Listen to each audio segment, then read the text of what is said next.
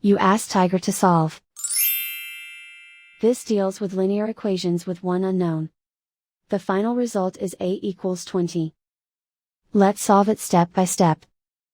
Simplify the expression. Expand the parentheses. Simplify the arithmetic. Group like terms. Multiply the coefficients. Group like terms. Combine like terms.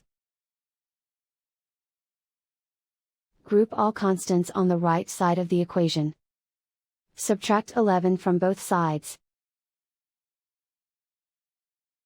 Simplify the arithmetic.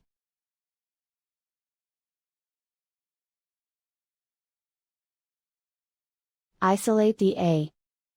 Divide both sides by negative 0.03. Cancel out the negatives. Simplify the arithmetic.